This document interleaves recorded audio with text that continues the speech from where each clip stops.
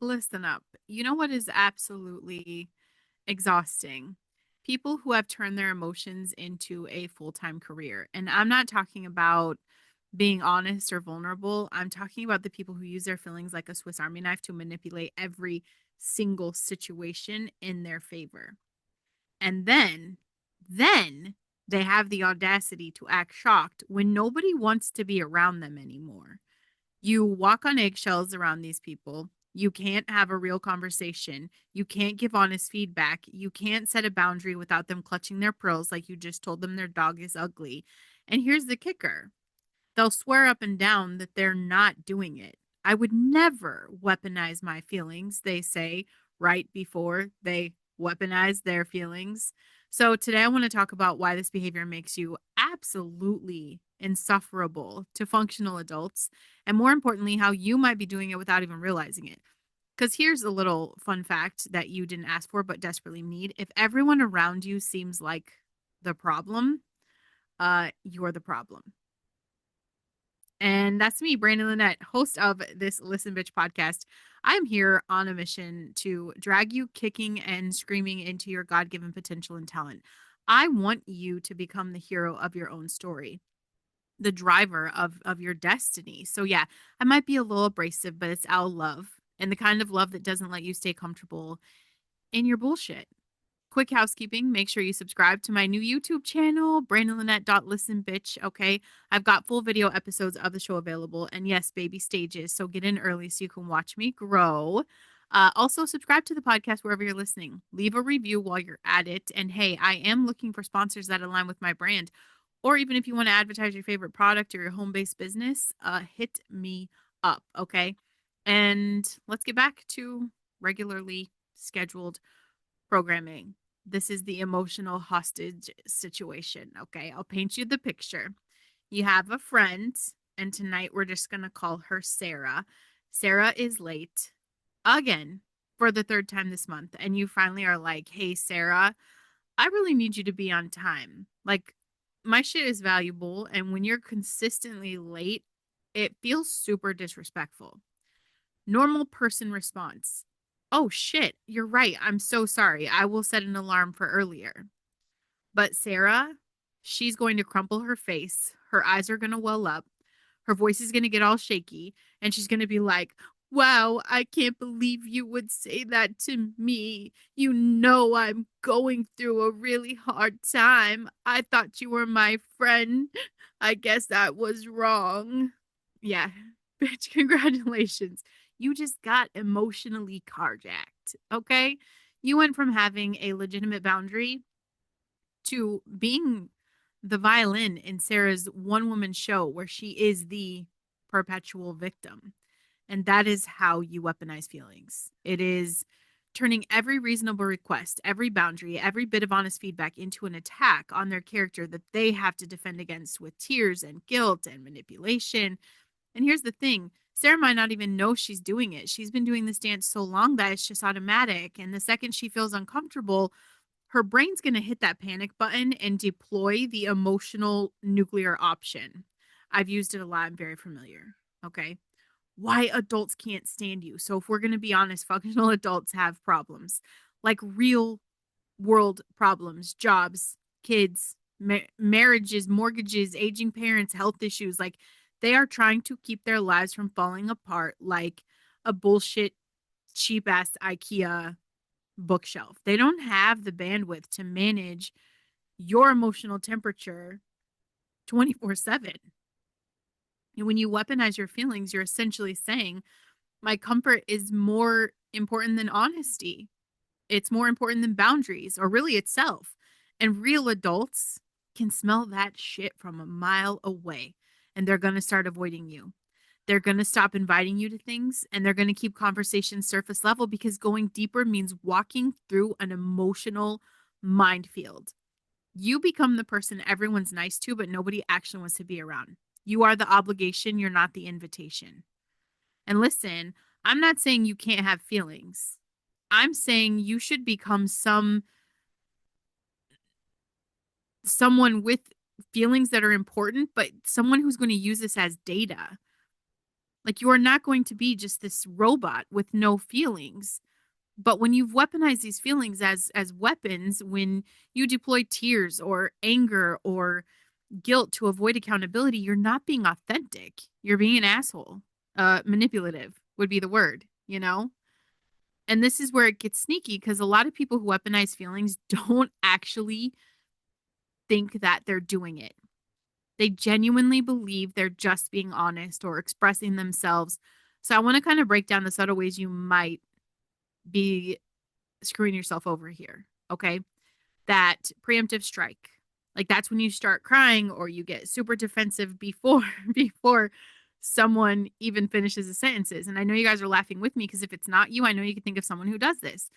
And they say like someone says, "Hey, can we talk about," and like you're already spiraling. "I knew you were mad at me. I knew I did something wrong," right?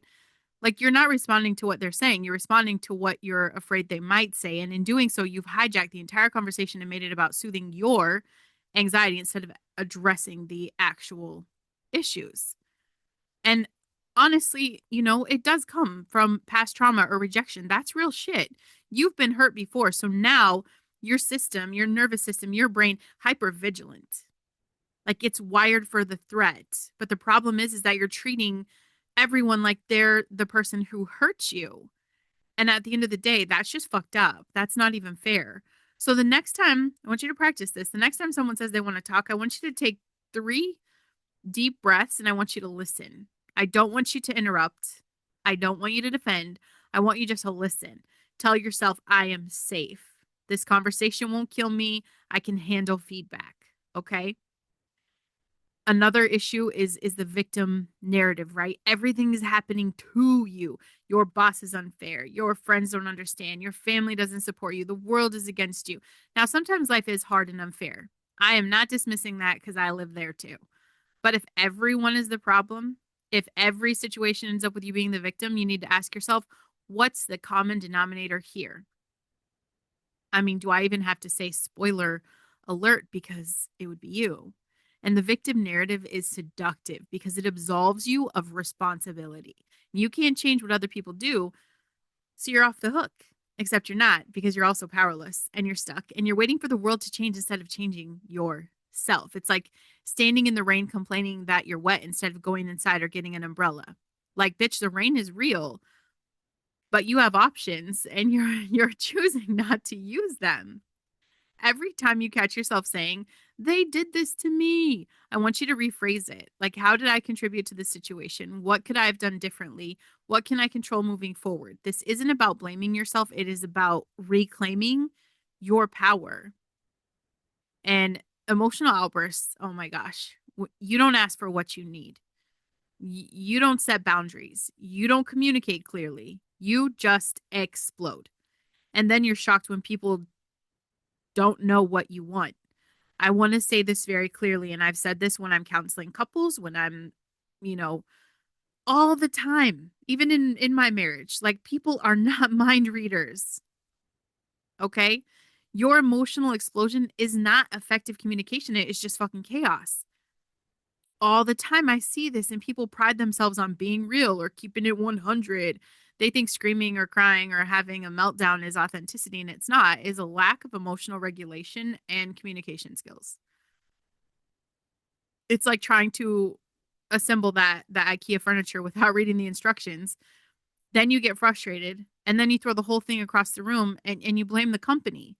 Sure, maybe the instructions suck, but you didn't even try to follow the process. Before you react emotionally, I want you to ask yourself, have I clearly communicated what I need? If the answer is no, use your words. I need you to listen without trying to fix this. I need space right now. I need you to be on time. That's very clear. It's very direct. It's very calm. It's not mean, but the guilt trip. Okay, this level of manipulation is special. Instead of asking for what you want, you just make people feel bad until they give it to you. I guess I'll just sit here alone on my birthday. No big deal. After everything I've done for you, this is how you treat me. Or what's another? I would never do that to you. Guilt is a powerful motivator, but it's also poison. And people might comply to make the guilt stop, but they resent you for it. And resentment is a slow death of any relationship. If you want something, ask for it directly. I'd love to celebrate my birthday with you. Are you free on Saturday? If they say no, that's their right. You don't get to punish them for that.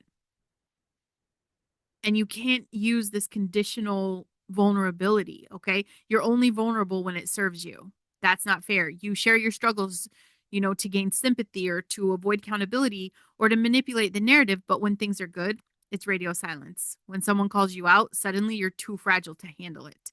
Real vulnerability is sharing the hard stuff without expecting anything in return. It is saying, "Look, I fucked up," without the disclaimer of, "But I was going through something."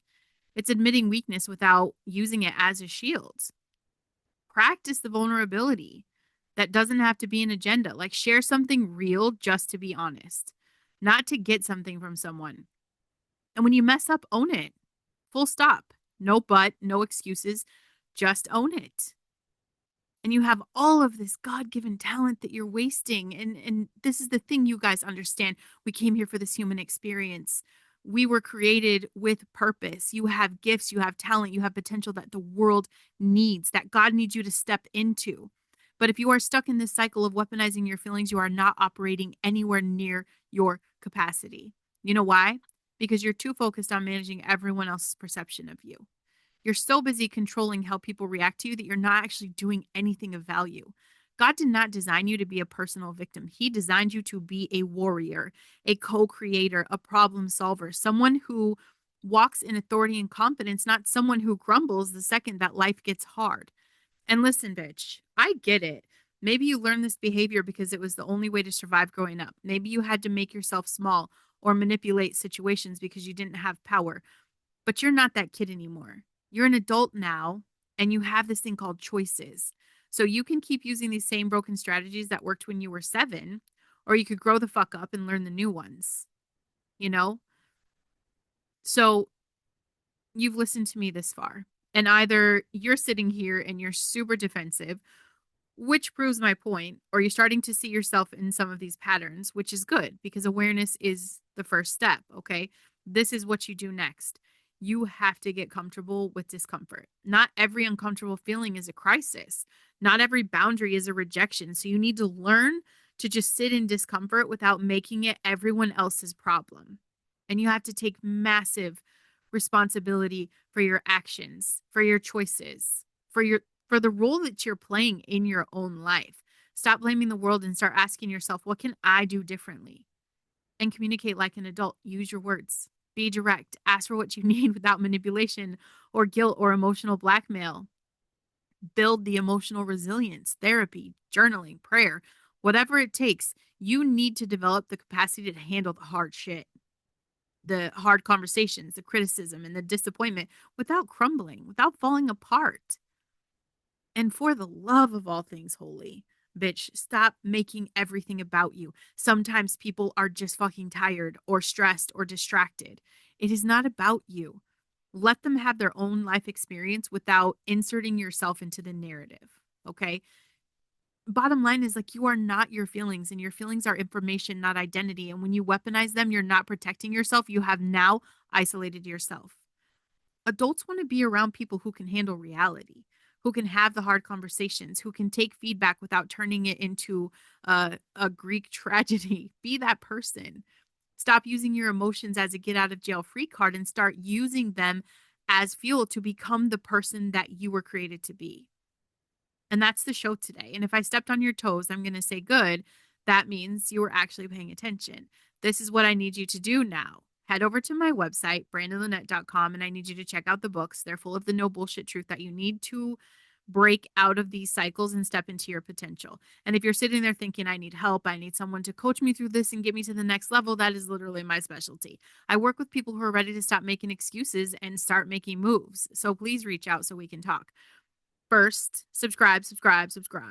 YouTube, podcast, wherever you're consuming this content, but especially go to YouTube, okay? Leave a review, share it with someone who needs to hear it. I want you to be a part of the community that's done with mediocrity and just ready for greatness, okay?